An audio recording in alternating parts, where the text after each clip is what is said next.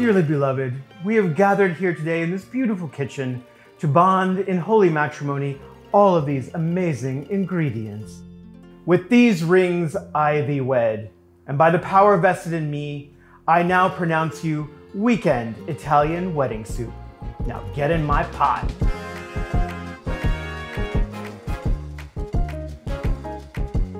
I feel so much freer now that I've let go of all my holy robes.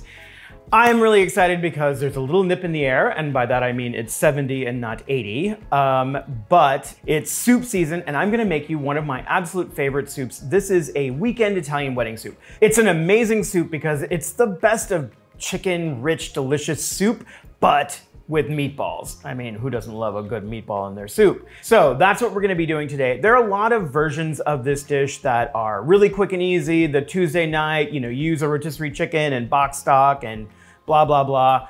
This is not it. This is the weekend version. This is a rich, hearty, delicious chicken soup with homemade meatballs in it. That's what we're gonna be doing today.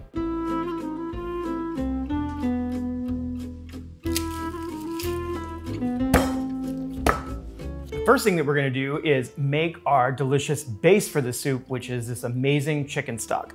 So I've got some amazing herbs. And then for my vegetables, because this is a stock, I don't need to worry about any specific cut.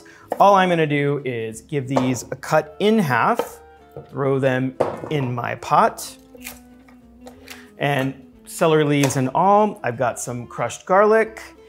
In the recipe, I call for half of a large white onion. My onions are a little bit small today, so I'm just gonna go ahead and use the whole thing, and we will have a really delicious, flavorful broth. I've got all of my dried herbs and peppercorn, and I'm using a whole chicken breast, skin on, bone in. I'm leaving the skin and the bones in for a couple of reasons. A, there's lots and lots of flavor in there, so I want that flavor to transfer itself to my broth, but also, the skin and the bones are actually gonna be a protective layer around the meat to keep it from drying out completely. Because believe it or not, you can overboil meat and it will dry out. So I'm just going to throw that in. Because the chicken breasts are only gonna take about half an hour to fully cook, they're not going to be in the pot long enough to really create the delicious, rich broth that I want. So I'm gonna fortify it with 4 cups of homemade chicken stock.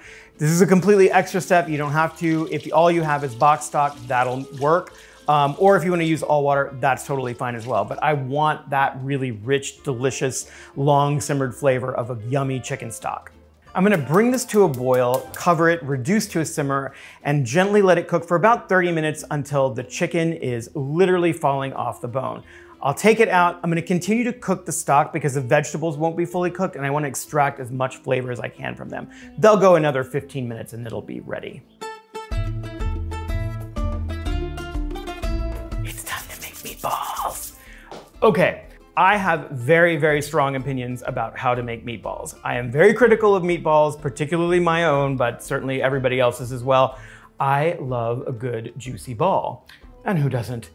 So I have a very specific way that I make any meatball. It can be an albóndiga from Mexico. It can be an Italian meatball from Italy. It doesn't matter. I want meatballs that are loose and tender and juicy and have a lot of flavor, and that's what we're gonna do today.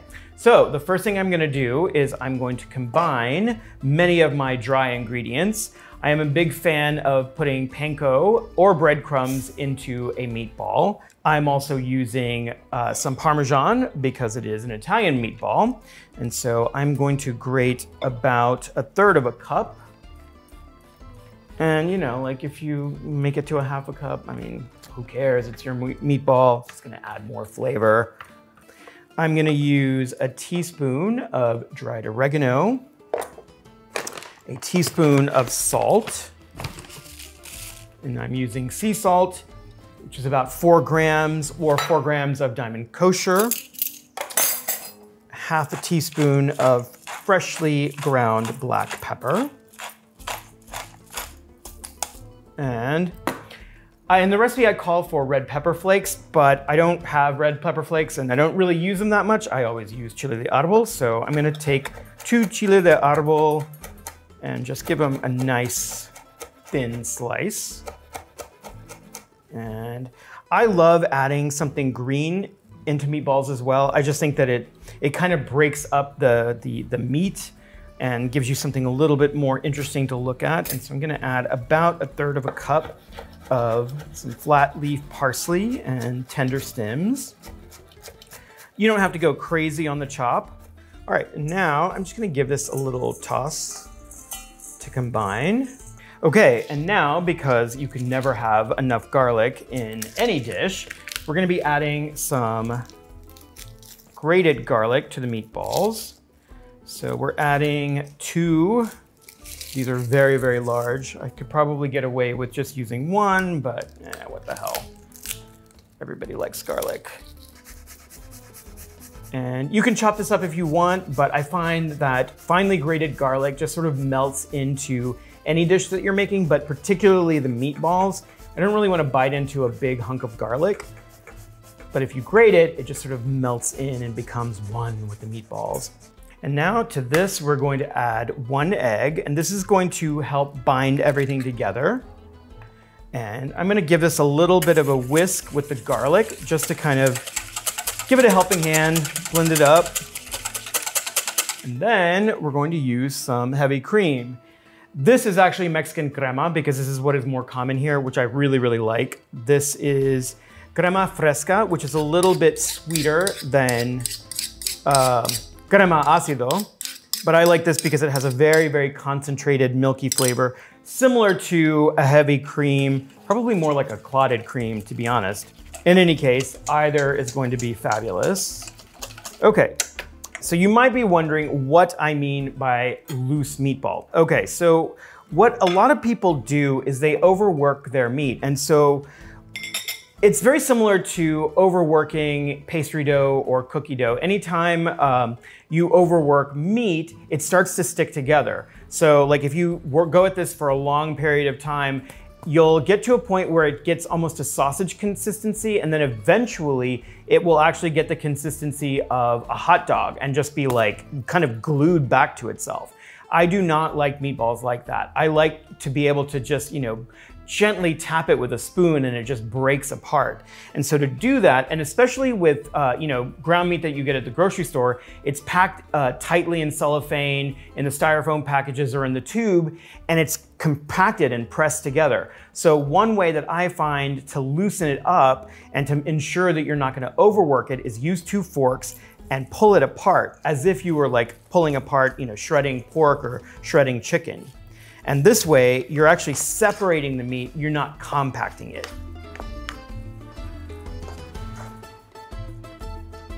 I've almost completely incorporated all of the dry and the meat together. So now I'm going to add in the wet.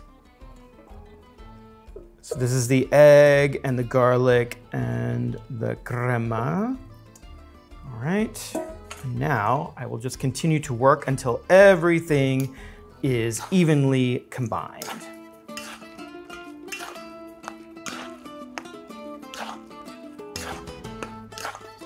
Okay, so you can see this is a very wet, loose ball mixture, which is gonna give me the most delicious meatballs ever. This is one of my absolute favorite tools in the kitchen. Believe it or not, I have a drawer that is full of ice cream scoops. Ironically, the one thing that I never use this for is actually ice cream. But to me, this is the best way to make sure that your cookies, your muffins, and your meatballs are exactly the same size. This is what professionals use to make sure that you have beautiful trays of equally sized whatever. Also, it's like super fast when you have a scoop. You just go doom and done. So 24 times, Sebas, if you please.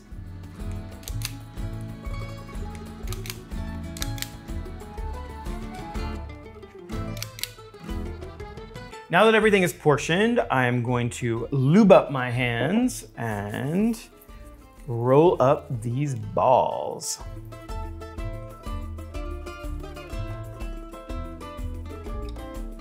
I'm going to wash my hands and then I will cover and chill these until we are ready to use them.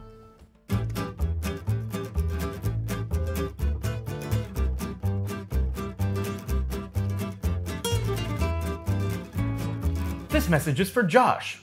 Now, let's do another montage.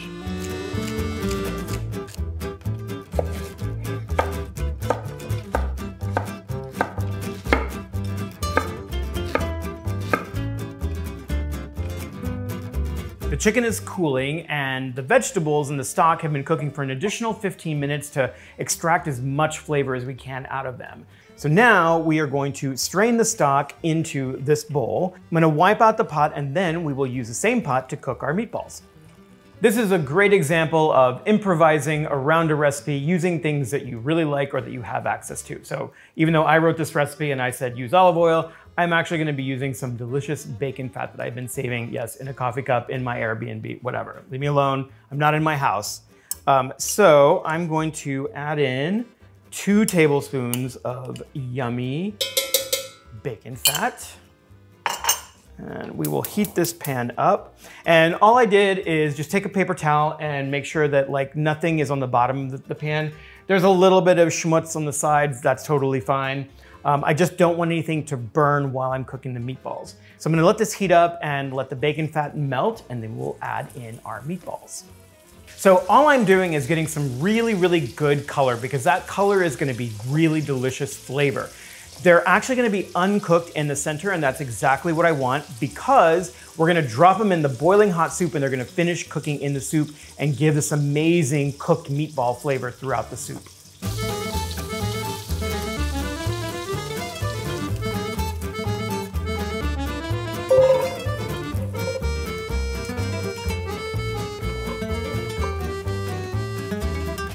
Oh look, the gloves match the shirt. What would I do if I didn't make videos? I'd be so sad. I just put the vegetables in, added a tablespoon of salt, scraped up some of the brown bits from the bottom of the pan. I'm gonna let those cook for about 10 minutes until they get nice and softened up. Meanwhile, my chicken is cool, so I'm going to remove the skin and bones and shred it up. Hey Sebas. Yes? Wanna make a wish?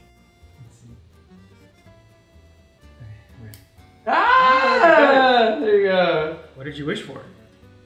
I can tell you.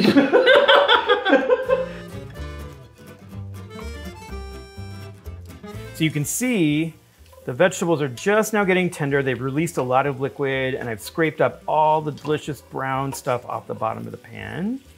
And so now what I'm gonna do is I'm gonna use the wine and deglaze this pan. Here's to the vegetables.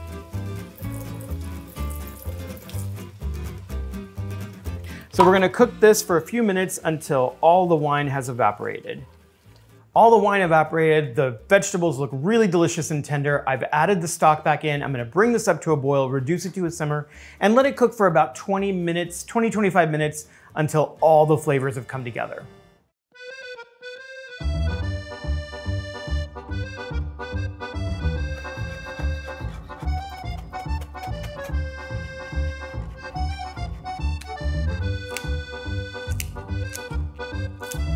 So it's been about 25 minutes, so my vegetables are almost completely tender. Oh, it smells so incredible in here. So now I'm going to add in the meatballs, which need a little bit more cooking time. And then just carefully dump those in. And now we're going to add in our pasta. I called for ditalini, which I really, really love, but if you can't find ditalini, just any small pasta will do. I found these really adorable little SpaghettiOs, which I'm very happy about. So now this is gonna come back up to a boil, cook for 10 minutes, the meatballs will be done and the pasta will be done. The pasta and the meatballs are fully cooked. I just added in the spinach and the chicken. The chicken is completely cooked, so all I'm needing to do is heat it through, and the spinach will literally take about 2 minutes to cook through. So in about 5 minutes, it'll come back up to a boil. I'll turn it off and we will be ready to eat.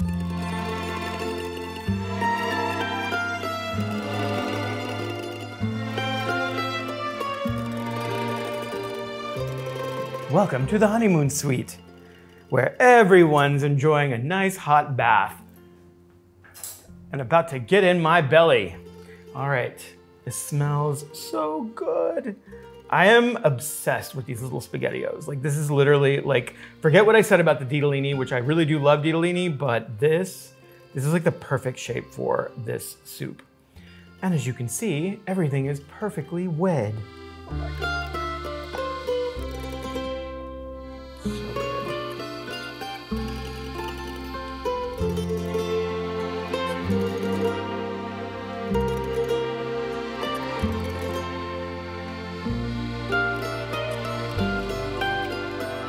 So It's still super hot, but I'm gonna take a chance. I'm gonna go in because I'm super hungry and it smells so incredibly delicious. Oh, look at that.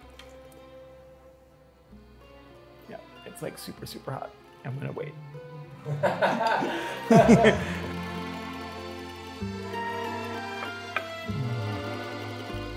Chicken and pork are literally the best marriage ever. I mean, the meatball and a little shreddy chicken, but that rich, flavorful broth. And it's like, you can't quite make out, it's like a really, really rich chicken broth, like flavored with pork, plus that little bit of smoky bacon fat. Oh, it's so incredibly delicious.